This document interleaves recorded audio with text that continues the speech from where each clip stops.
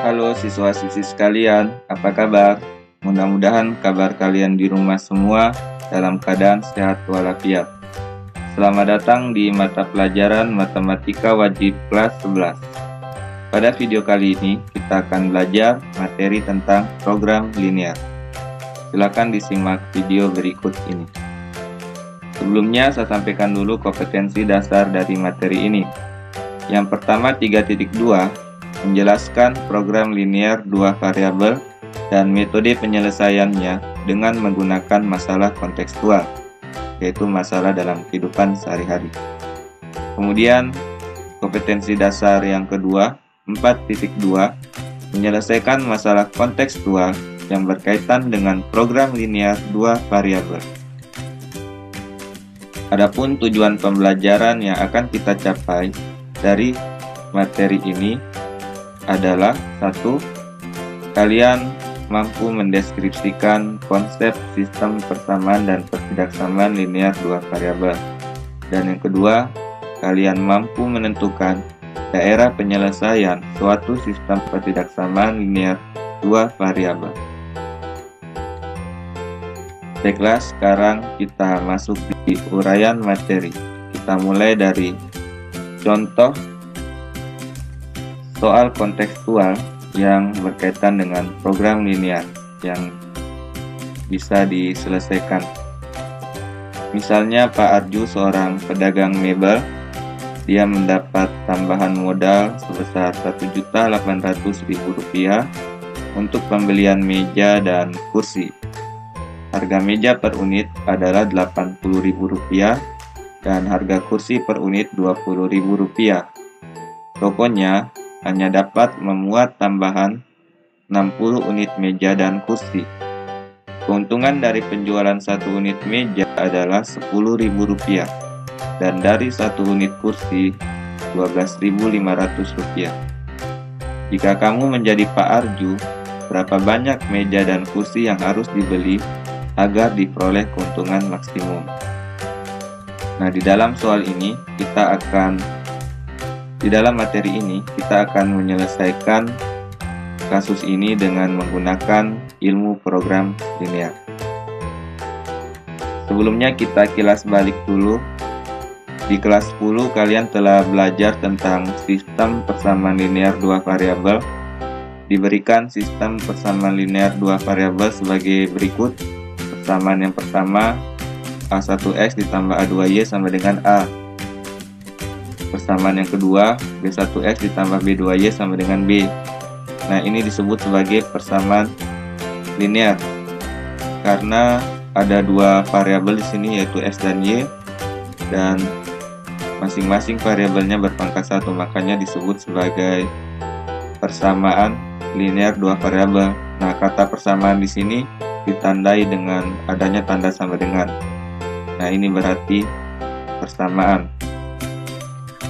Ada 3 kemungkinan penyelesaian dari persamaan tersebut. Kemungkinan yang pertama, mempunyai tak hingga penyelesaian bila garis yang pertama, misalnya persamaannya adalah A1X ditambah A2Y sama dengan A, dan garis yang kedua B1X ditambah B2Y sama dengan B, ternyata kedua garis ini saling berimpit. Nah, itu berarti mempunyai tak hingga penyelesaian. Terus kemungkinan yang kedua, tidak mempunyai penyelesaian bila garis yang pertama, misalnya persamaannya adalah A1X ditambah A2Y sama dengan A, ini tidak berpotongan dengan garis yang kedua, yang persamaannya misalnya B1X ditambah B2Y sama dengan B. Dan kemungkinan yang ketiga, mempunyai satu penyelesaian bila garis yang pertama dengan persamaan A1X ditambah A2Y sama dengan A, ini berpotongan dengan garis yang kedua, yang persamaannya B1X ditambah B2Y sama dengan B. Jadi ini misalnya persamaan garisnya seperti itu. Dan ada beberapa metode yang dapat kita pakai atau kita gunakan untuk menyelesaikan sistem persamaan linear dua variabel itu. Metode yang pertama, kita bisa menggunakan metode grafik dengan cara menggambar grafiknya. Terus metode yang kedua, kita bisa menggunakan metode eliminasi, yang ketiga kita bisa menggunakan metode substitusi, dan bisa juga dengan metode gabungan, eliminasi dan substitusi. Ini metode yang keempat. Nah, sekarang kita masuk di submateri yang pertama, bagian A, sistem ketidaksamaan linear dua variabel. Dalam kehidupan sehari-hari, kita sering menjumpai peristiwa yang dapat dinyatakan dalam sistem ketidaksamaan linear. Contoh kasusnya seperti permasalahan di awal bab tadi. Nah, kasusnya Pak Arju, seorang pedagang mebel ya. Di sini dia akan mencari berapa banyak meja dan kursi yang harus dibeli agar diperoleh keuntungan maksimum. Nah, kasus-kasus yang seperti ini bisa kita selesaikan dengan menggunakan sistem ketidaksamaan linear dua variabel. Nah, permasalahan di awal bab itu merupakan contoh kejadian sehari-hari yang dapat diselesaikan dengan menyatakannya dalam sistem ketidaksamaan linear. Misalnya, banyak meja sama dengan X buah, banyak kursi sama dengan Y buah. Dari uraian kasus ini dapat kita ambil poin penting. Yang pertama, daya muat toko paling banyak 60 buah. Nah, ini dia. Ini dikatakan bahwa tokonya hanya dapat memuat tambahan 60 unit meja dan kursi. Tadi meja dan kursi kita sudah misalkan sebagai variabel X dan Y. Jadi banyak meja tambah banyak kursi paling banyak 60 buah. Kalau dituliskan ke dalam bentuk matematisnya adalah X tambah Y lebih kecil dari atau sama dengan 60. Nah, ketidaksamaan ini kita beri nama ketidaksamaan I1. Seperti ini.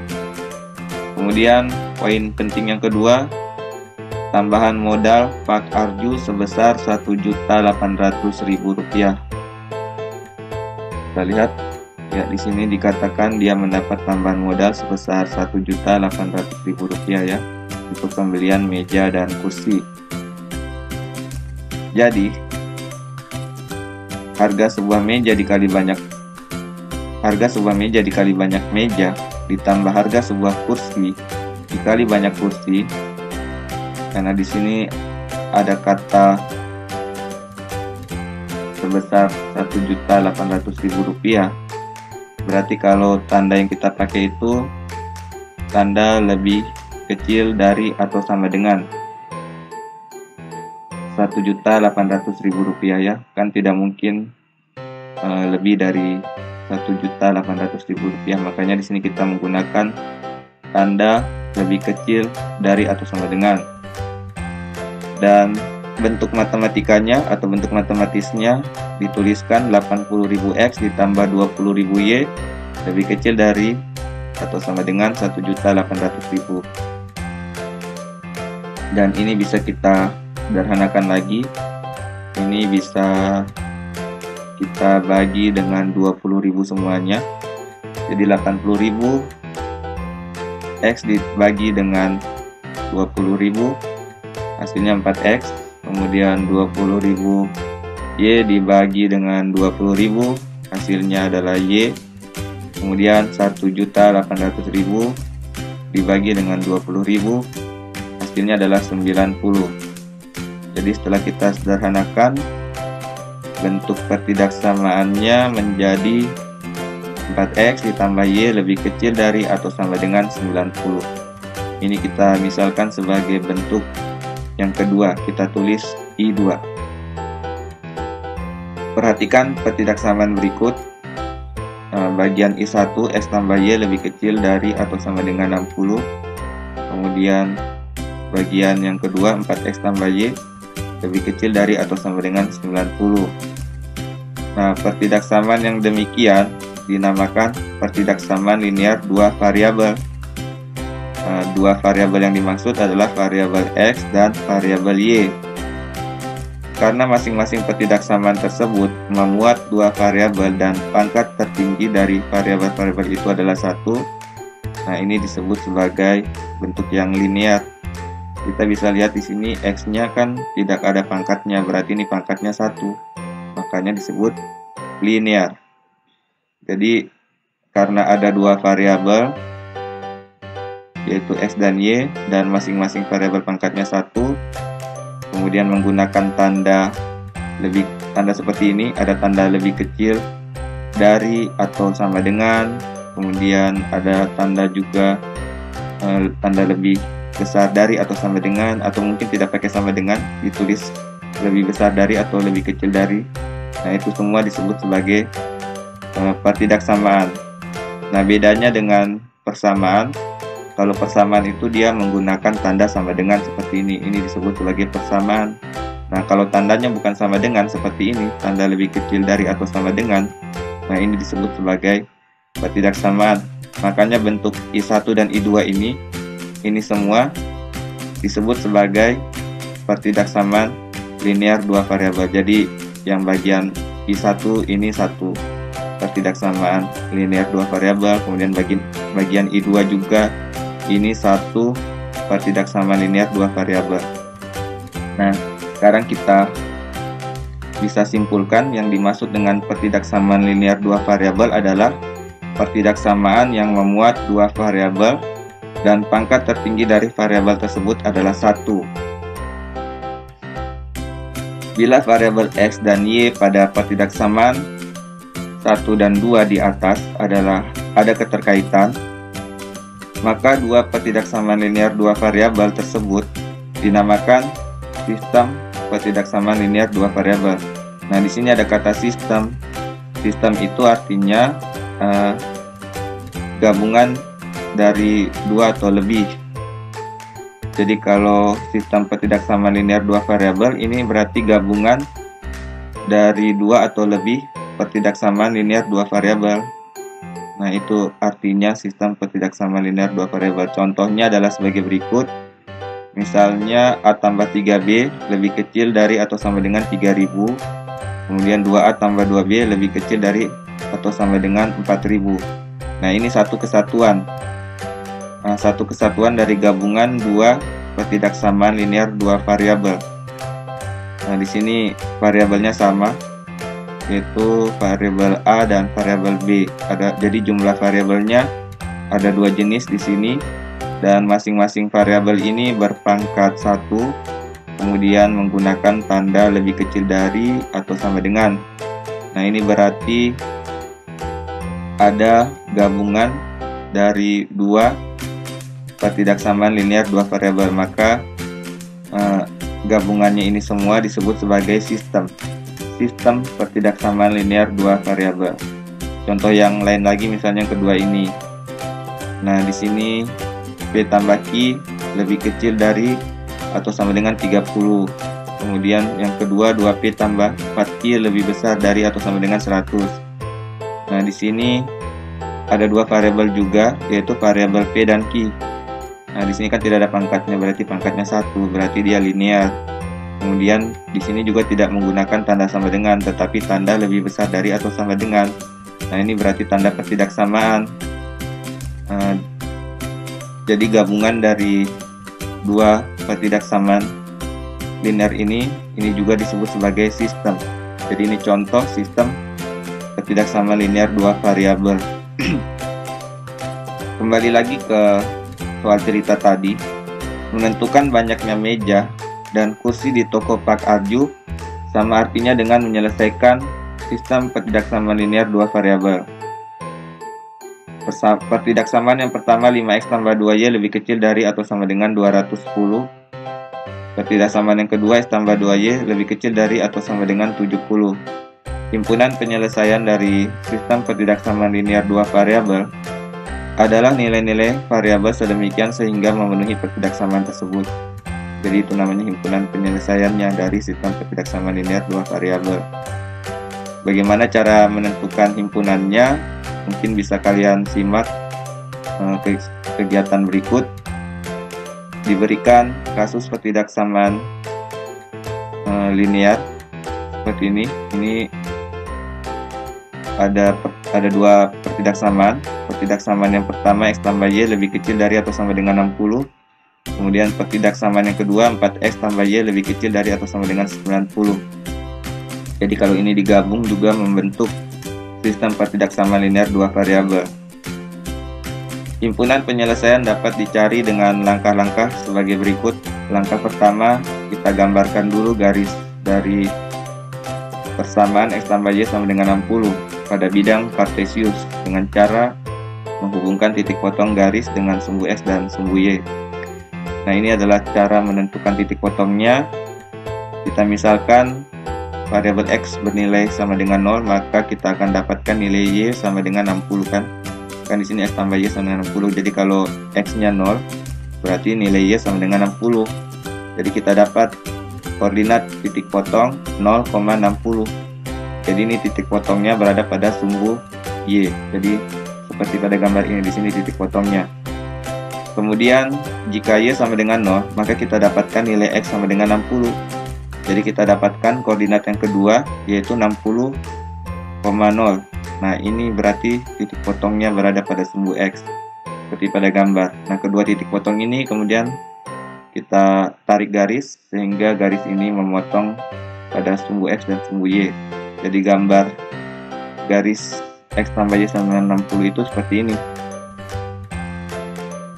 Jadi garis X tambah Y sama dengan 60 membelah bidang kartesius menjadi dua bagian.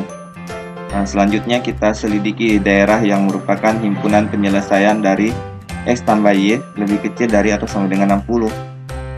Ambil titik yang tidak terletak pada garis X tambah Y sama dengan 60 sebagai titik selidik, misalnya titik O atau titik pusat di koordinat 0,0. Lalu kita substitusikan titik tersebut ke pertidaksamaan linear X tambah Y lebih kecil dari atau sama dengan 60. Diperoleh 0 tambah 0 lebih kecil dari atau sama dengan 60 jika dan hanya jika 0 lebih kecil dari atau sama dengan 60.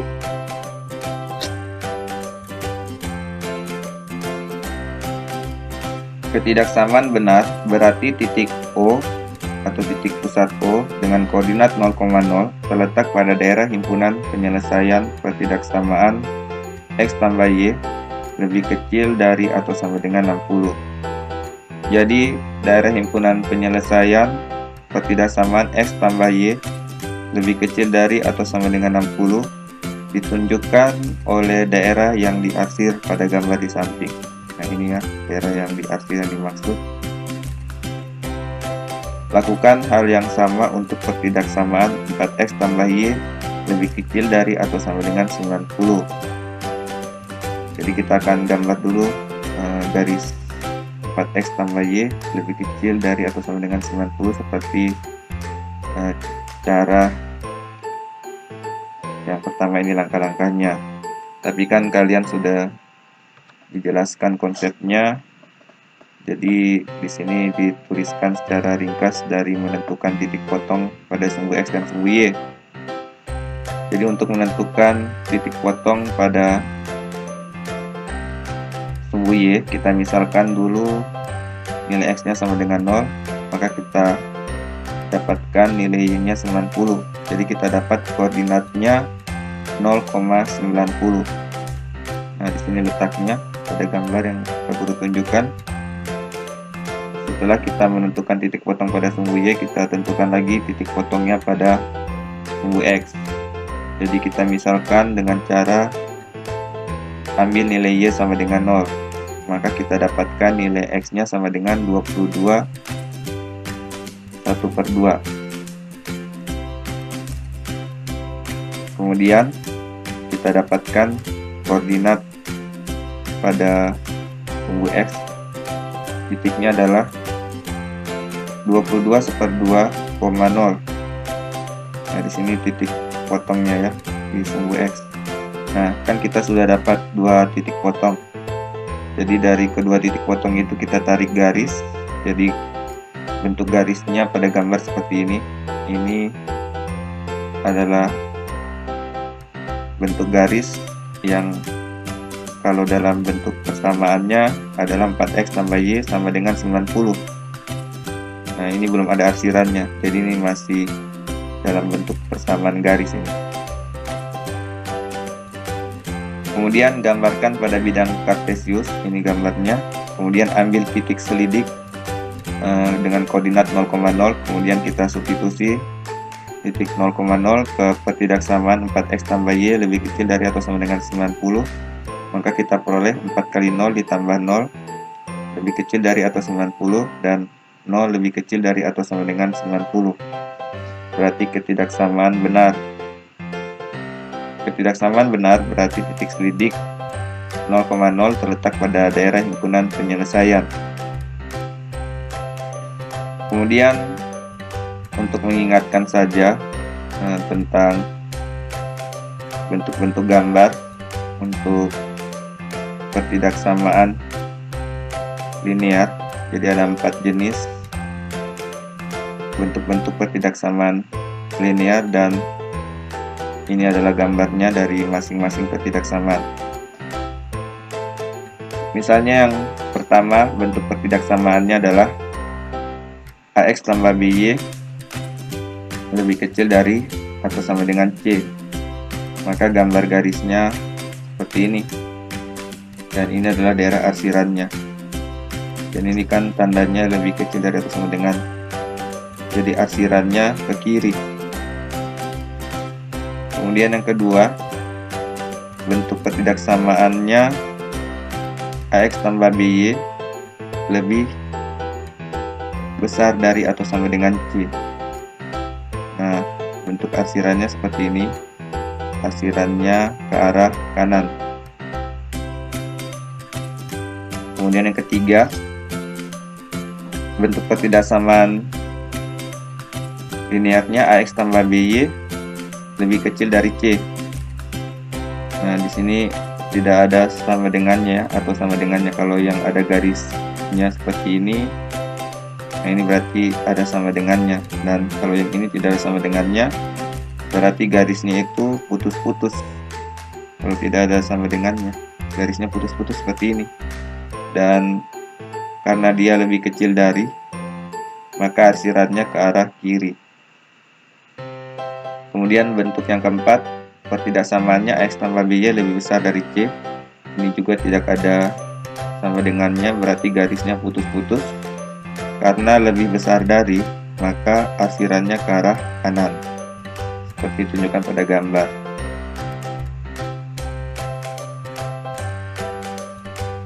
Kita lanjut lagi ke penjelasan tentang soal ini.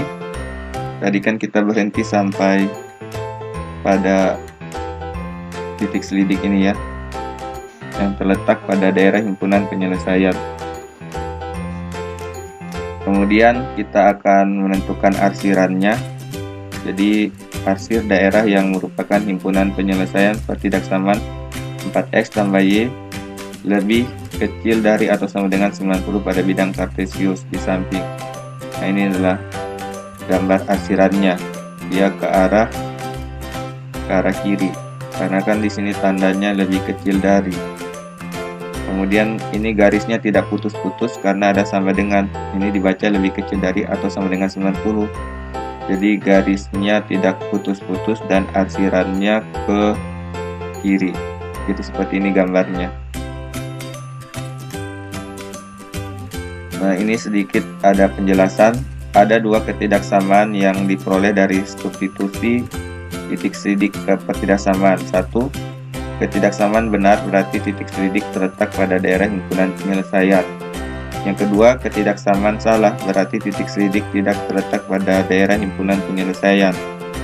Daerah himpunan penyelesaian sistem pertidaksamaan linear dua variabel merupakan irisan atau interseksi dari tiap daerah penyelesaian pertidaksamaan linear dua variabel yang menyusunnya. Sekarang yang kedua, gambarkan daerah himpunan penyelesaian pertidaksamaan X tambah Y lebih kecil dari atau sama dengan 60 dan 4X tambah Y lebih kecil dari atau sama dengan 90 dalam satu bidang kartesius. daerah yang terarsir dua kali merupakan himpunan penyelesaian dari sistem ketidaksamaan linear dua variabel x tambah y lebih kecil dari atau sama dengan 60 dan 4x tambah y lebih kecil dari atau sama dengan 90. Nah, ini adalah daerah arsirannya.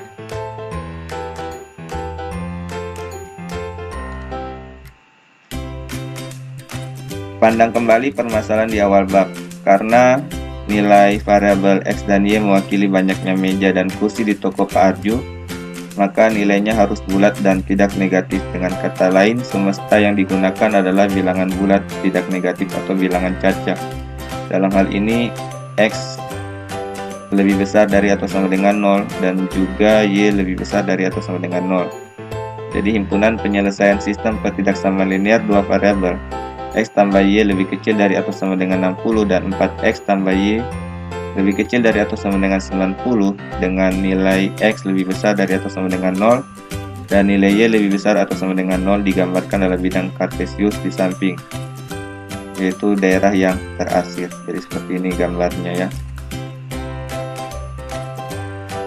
Trik untuk menentukan persamaan garis yang melalui titik B, 0 dan titik 0, A adalah AX tambah BY sama dengan AB, dan ini adalah gambarnya. Baiklah siswa-siswi sekalian, demikian penjelasan singkat tentang materi ketidaksamaan linear dan sistem ketidaksamaan linear, dan Pak Guru berikan tugas untuk latihan. Tugasnya adalah ini, diberikan daerah yang terarsir yang merupakan himpunan penyelesaian suatu sistem ketidaksamaan linear. Pertanyaannya yang pertama, tentukan sistem ketidaksamaan linearnya.